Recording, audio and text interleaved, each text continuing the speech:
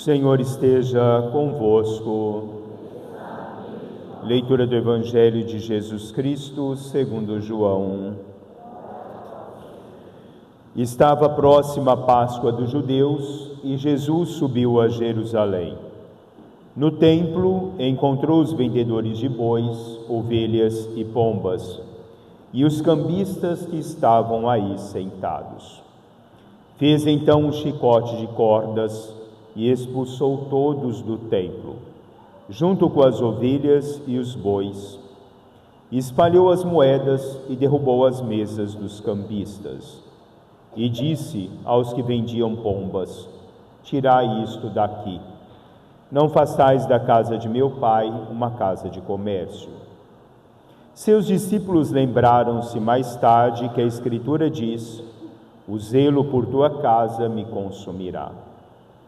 Então os judeus perguntaram a Jesus: que sinal nos mostras para agir assim? Ele respondeu: destruí este templo e em 3 dias o levantarei.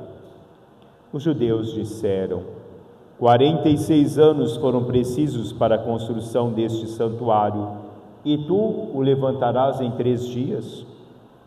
Mas Jesus estava falando do templo do seu corpo. Quando Jesus ressuscitou, os discípulos lembraram-se do que ele tinha dito e acreditaram na Escritura e na palavra dele. Palavra da salvação. Podemos sentar, por gentileza? Meus caros irmãos e irmãs, quando nós olhamos a Sagrada Escritura no livro de Reis, nós temos a preocupação de Davi com relação a uma casa para Deus. Davi, que morava num palácio, nos coloca ali a necessidade de construir um local onde Deus fosse presente, onde os homens pudessem receber ali a graça de Deus, onde pudesse ter um templo. A palavra templo designa local sagrado, o local onde os homens pudessem se encontrar com o sagrado. Davi então constrói a chamada Arca da Aliança, a arca que caminhou com o povo de Israel. Quando nós vamos olhar Salomão, filho de Davi, constrói o primeiro templo edificado ao conceito de um Deus monoteísta, é o chamado Templo de Jerusalém, o templo que no ano 70 depois de Cristo foi destruído pelas tropas do imperador Tito. Naquele momento desabava-se a casa de Deus. Quando nós olhamos o livro de Isaías vai nos dizer: eu trarei ao meu santo monte e lhes darei alegria em minha casa de oração. Seus holocaustos e demais sacrifícios serão aceitos em meu altar, pois a minha casa será chamada casa de oração para todos os povos. E quando nós olhamos da forma como que nos coloca Isaías, no templo santo de Deus é onde nós oferecemos o nosso sacrifício. No templo de Deus é onde nós nos alimentamos não só da oração, mas onde nós recebemos o perdão de Deus, onde nós recebemos os sacramentos.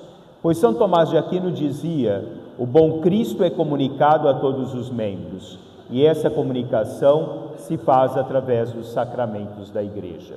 Nós não recebemos os sacramentos da igreja fora da igreja, é dentro do templo santo que nós recebemos o sacramento que nos vem de Deus.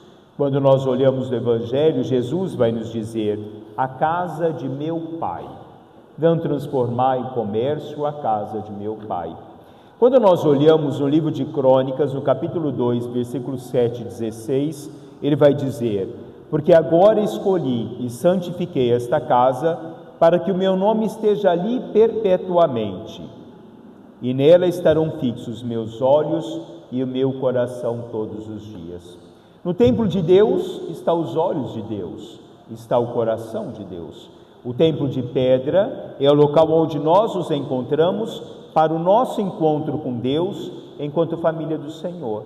Como nos diz Ezequiel na primeira leitura de hoje, do templo santo de Deus correm os rios de água viva, o rio que transforma aquele rio aonde não tem vida, o rio aonde dá a cada um de nós e de todos aqueles que beberem substancialmente tudo aquilo que procede do templo santo de Deus, a vida e a abundância que Deus concede a cada um de nós, que Ele nos fala das águas salgadas, onde não existe a vida prevalecerá através dessa presença de Deus durante o caminhar do homem.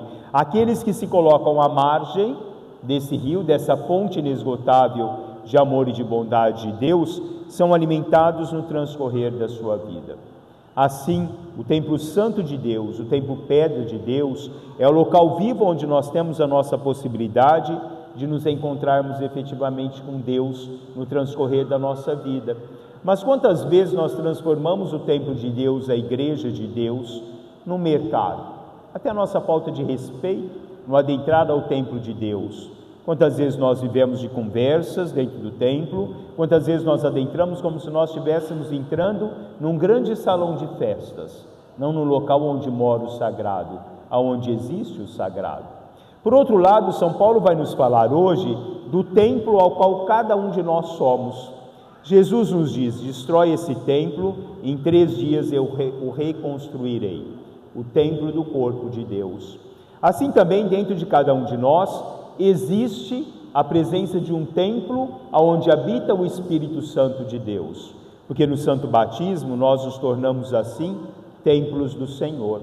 Santo Agostinho diz: uma boa consciência é o palácio de Cristo, templo do Espírito Santo, paraíso do deleite, descanso permanente dos santos. No interior do homem habita a verdade, diz Santo Agostinho. Assim, no interior de cada um de nós existe e habita a verdade, que é Deus. Existe um amor aonde nós nos colocamos a edificá-lo no nosso dia a dia, quando nós deixamos com que Deus seja presente no transcorrer da nossa caminhada.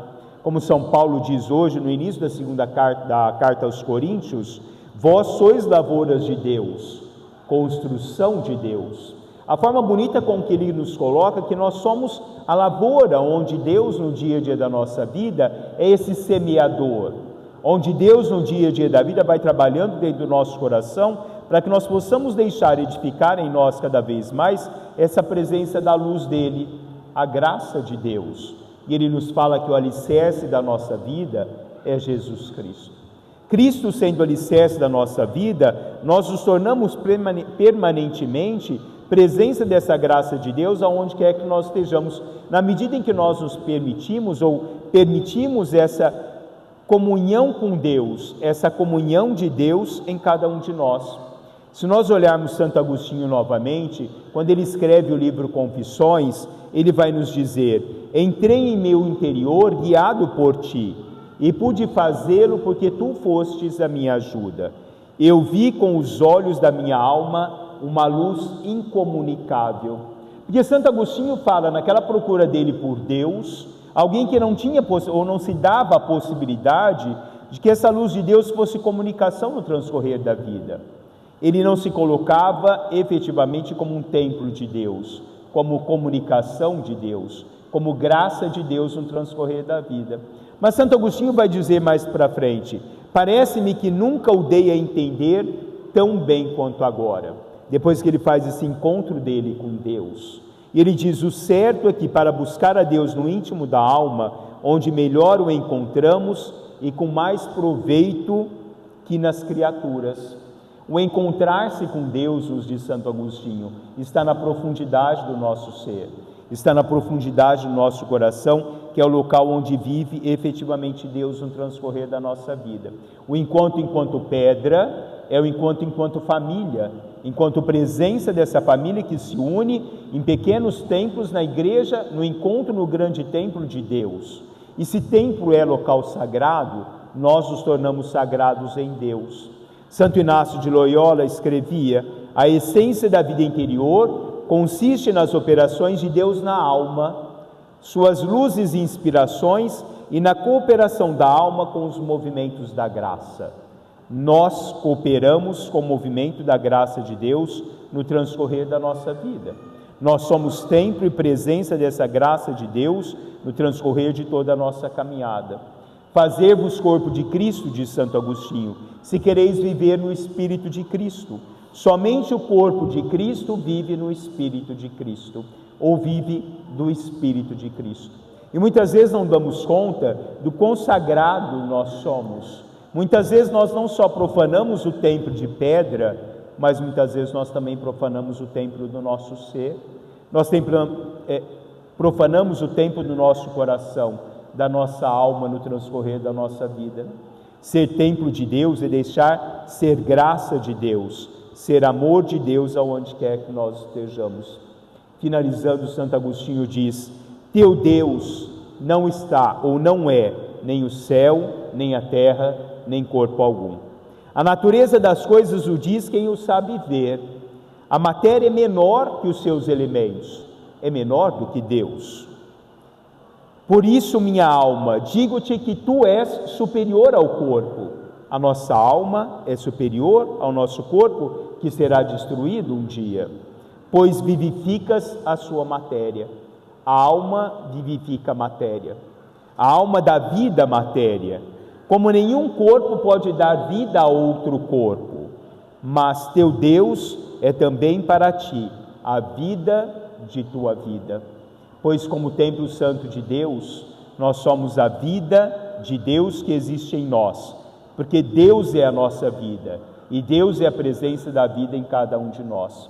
Assim, aonde quer que nós estejamos, nós somos presença de templo. Pode ser um templo incomunicável, pode ser um templo vazio de si e de um encontro com Deus, mas pode ser um templo permanentemente preenchido da graça, do amor e da bondade de Deus no transcorrer da nossa vida. Se somos lavoura de Deus, nós devemos deixar com que Deus possa todos os dias cultivar o nosso coração e em nosso coração aquilo que existe dentro de cada um de nós como essência do próprio Senhor, que é o amor de Deus. Comunicamos e somos comunicados por esse amor de Deus como templo vivo no transcorrer de toda a nossa caminhada terrena. Louvado seja nosso Senhor Jesus Cristo.